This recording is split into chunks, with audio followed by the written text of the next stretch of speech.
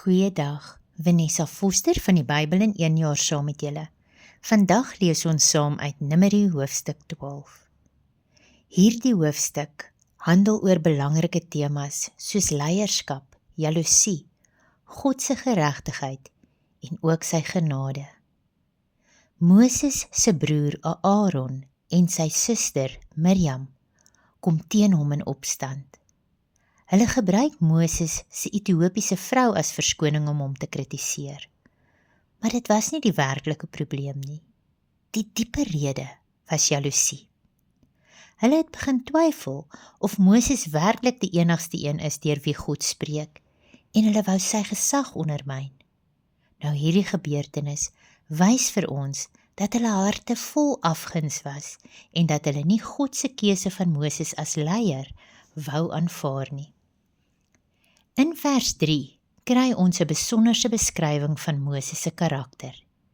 Die man Moses was baie nederig, meer as enige mens op die aarde.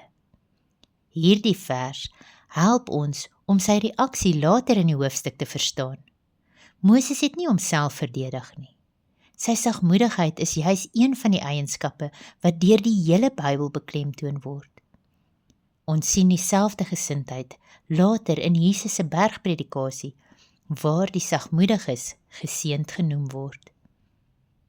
Vanaf verse 4 tot 8 tree God self in.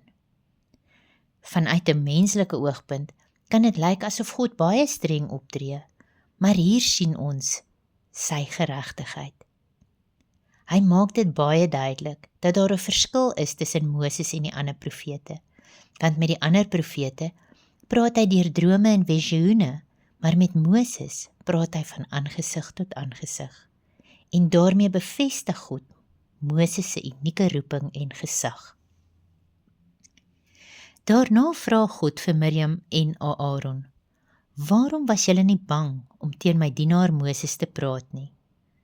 Hierdie vraag beklemtoon hoe belangrik dit is om God se aanstelling as leiers te respekteer en eerbied vir hom te hê. God se oordeel volg daarna. Sy teenwoordigheid wyk en Miriam word onmiddellik met melaatsheid getref. Haar liggaam word wit soos sneeu.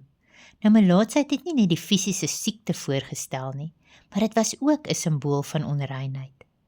Haar uiterlike toestand het haar hart weerspieël.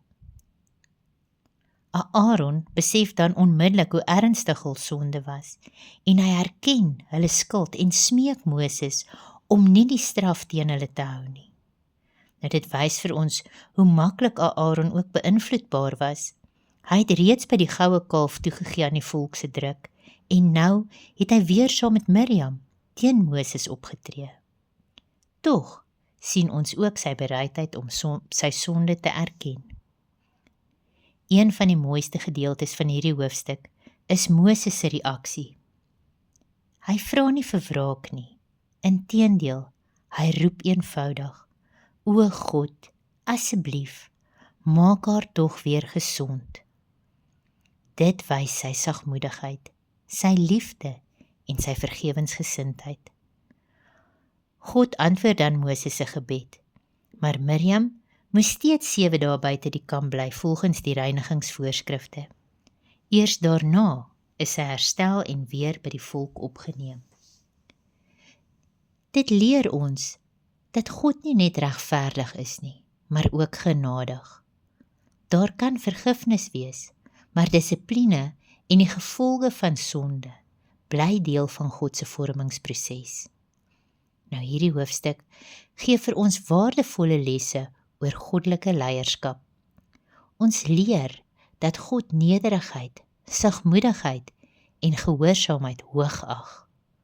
Ons sien ook hoe ernstig God rebellie teen sy aangestelde leiers opneem, maar terselfdertyd hoe groot sy genade is wanneer daar ware berou is. Moses se lewe herinner ons daaraan dat ware leierskap nie oor selfverheffing gaan nie, maar oor nederigheid, diensbaarheid en 'n hart wat bereid is om selfs vir die te bid wat jou teenstaan. Ons kan afsluit met die woorde van Johannes 3 vers 30. Hy moet meer word en ek minder. Dit is die gesindheid wat God van elkeen van ons verlang. Mag jy 'n geseënde dag verder hê. Tot volgende keer. Totsiens.